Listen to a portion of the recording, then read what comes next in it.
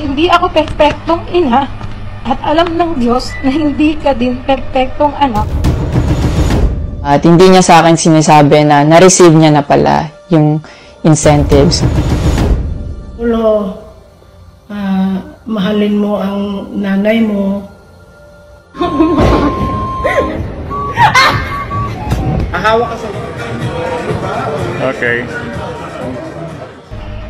Naway na nanatili lamang pribado at inaayos sa personal na paraan. Hindi ako perpektong ina at alam ng Diyos na hindi ka din perpektong anak at walang perpektong pamilya.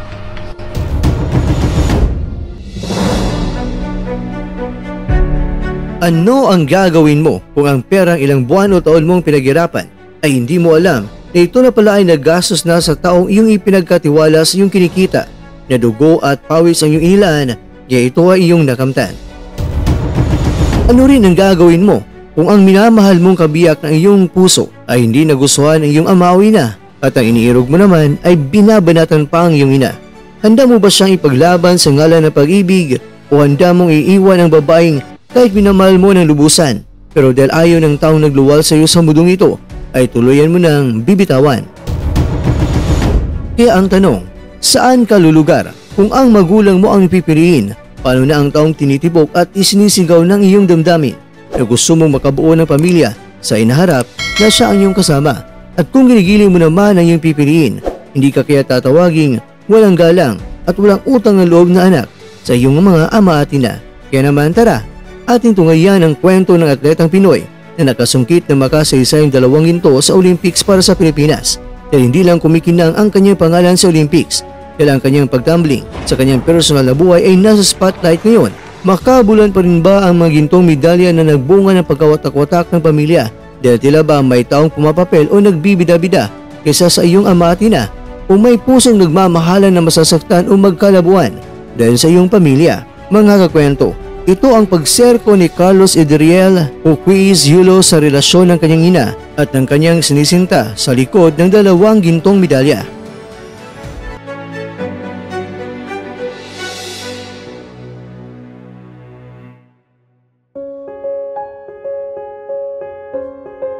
Ibinunyag ni Yulo na sa umpisa pa lang ay ayaw na ng kanyang ina na si Nanay Angelica, ang girlfriend niya na si Chloe Angeli San Jose. Nagsimula ang banggaan nila ni Chloe at ni Nanay Angelica sa panahong sinabihan ni Nanay Angelica na malakas pa rin ang pambato ng Japan sa men's gymnastics sa nakaraang Paris Olympics, at tumesbak naman itong si Chloe kay Nanay Angelica. Ang drama ay hindi lang talaga dito nagugat, na nagsimula ito sa panahong si Yulo ay umalis na mula sa Japan at tumira na sa Maynila kasama ang kanyang girlfriend. Ang naging desisyon na ito ay hindi tinanggap ng lubusan ng nanay ni Yulo, kaya doon na medyo nagkagulo-gulo na, hanggang dumating na sa puntong nagtagumpay si Yulo sa Olympics. Pagkatapos ito na ang nangyari.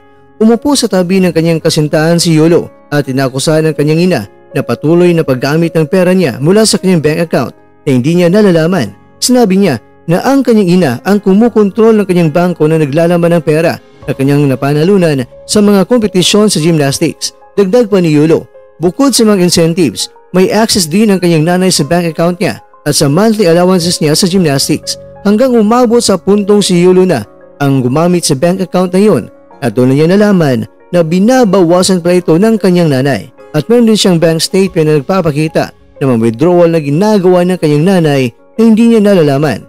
Sinabi pa ni Yulo na nakatagdas siyang makakatanggap ng 6-figure incentives mula sa 2022 World Championships. Gayunpaman, hindi binanggit ng kanyang ina na natanggap na pala niya ang pera. Ayon pa kay Yulo, hindi lang 70,000 pesos ang natanggap niya dahil alam niya ang halaga ay 6-digit yun, dahil 2 medalya ang nakuha niya. Pero ayon kay Kaloy, hindi naman issue dito kung magkano ang halaga ang binawas ng nanay ni Yulo. Dahil ang punto ni Yulo ay ang paggamit ng perang walang pahintulot o hindi pinapaalam sa kanya. Gayunpaman, itinanggi naman ni Nanay Angelica ang maparatang na ito. Sa kanyang pahayag sa media ay pinagtanggol ni Nanay Angelica ang kanyang sarili at sinabi niya na naglipat siya ng pera mula sa account ni Kaloy sa kanyang sarili, paras kinabukasan lang din naman ito ng kanyang anak, at pinamigatan niya na hindi siya kumukuha ng pera mula sa account ng kanyang anak para igastos sa kanyang sarili. Ayon kay Nanay Angelica, naramdaman niya kasi na baka maubusan ng pera ang kanyang anak sa inaharap. kaya dapat i-safety niya ang pera ni Kaloy. Kaya naman ang ginawa niya ay idiniposito ito sa ilalim ng kanyang pangalan sa bangko. Pagkatapos, hinawakan niya ito at ginawa ito isang bond para sa isang credit card. Sinabi pa ni Nanay Angelica na natanggap ng kanyang anak ang buong halaga ng kanyang mga insentibo. Sa ginawa ni Nanay Angelica ay hindi niya ito ginawa para lang sa kanyang sarili lamang. Dahil alam niyang pinaghirapan ang perang iyon ng kanyang anak, kaya dapat ang pera ay gagastusin niya ito sa parang makapagpapasaya sa kanyang anak. Dahil at the end of the day, dapat si Yulo ang nakikinabang sa lahat ng kanyang mga pinaghirapan.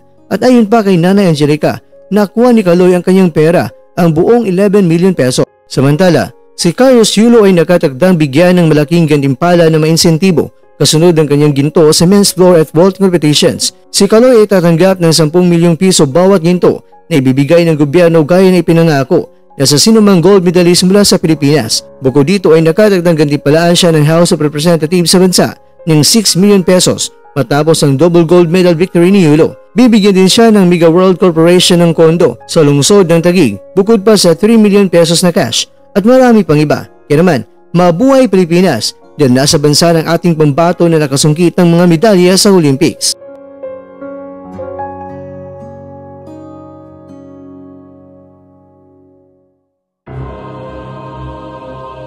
Mga kakwento, nahati ang makaubayan nating mga Pinoy. Saan dapat ba talaga lulugar itong si Kaloy? May nagsasabing sa ginawa ni Kaloy na nagbigay ng linaw sa isyu. Ang kasinta naman niyang si Chloe ang ibinida nito, habang si Nanay Angelica naman ang nagmukhang masamang ina para sa lahat ng mga tao. Mga kakwento, siguro naman ay aagree kayo na wala pong ina na perpekto. At syempre, wala ring perpekto na anak panigurado. Kung ano man ang problema sa mag-ina, sana ay matulukan na. Hindi po solusyon ay bahagi ang problema sa social media ay hindi pagkaunawaan ng mag-ina. Ayan tuloy sa halip na magdiwang sa nakamit na 2 gintong medalya. Pero tila ba, binabalot naman ng putik ng hindi magandang reputasyon ang kanyang pamilya. At ang mas binibida daw ay ang girlfriend niya. Ayon nga sa kasabihan, higit na kayamanan mo ay yung pamilya kaysa sa pera dahil hindi nabibili ng perang pag nawala ang pamilya mo. Pero hindi naman ibig sabihin na itakwil mo na ang kasintahan mo kakwento. Ipagpatuloy lang ni Kaloy ang relasyon ng kanyang nobya. Kung pwede suyuin lang araw-araw si Nanay Angelica, siguradong sa dulo ay matatanggap kayo dahil ang ina pa, hiling nila ay ang labis-labis sa kasiyahan ng mga anak nila. Kaya naman, huwag natin kalimutan ang sinabi ng banal na kasulatan na nagsasabing igalang mo ang iyong ama at ina at ito ang utos sa may kalakip na pangakong ikaw ay giginhawa at hahaba ang iyong buhay sa lupa. Pero para sa mga magulang naman, huwag kayong gumawa ng mga bagay na ikagagalit ng iyong mga anak. Sa halip, palakayin ninyo sila ayon sa disiplina at katuruan ng Panginoon. Kaya kung may mga maliman sina Golden Boy, Nanay Angelica at sa nobya, sana pag-usapan niyo yan sa loob ng iyong kwarto kaysa ipalam ang lahat-lahat sa buong mundo. Gayunpaman, congratulations Carlos Yulo. Mabuhay ang lahing mga Pilipino.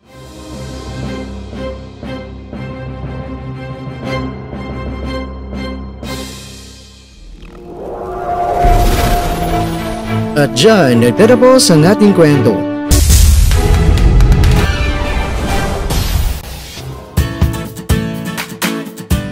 Maraming salamat mga kakwento sa inyong panonood. Pero baka naman mga kakwento ay nagustuhan niyo po ang kwento natin ngayon. Baka pwede niyo po kung mabigyan dyan ng like, subscribe at click na rin sa bell button. Pero bago tayo magtatapos mga kwento ay syempre, shoutout po muna tayo dyan sa ating mga kakwento. Kay kakwentong Rene Vecino, kay kakwentong Iron Jet, kay kakwentong Richie Bunotan, at kakwentong nanonood ngayon, shoutout sa iyo dyan. Bueno, hanggang dito na po muna ang ating kwentuhan. At abangan nyo na po ating susunod na video. At dito lang po yan sa isang channel na kung saan maaring ito'y mga kwentong di pa na kwento sa inyo.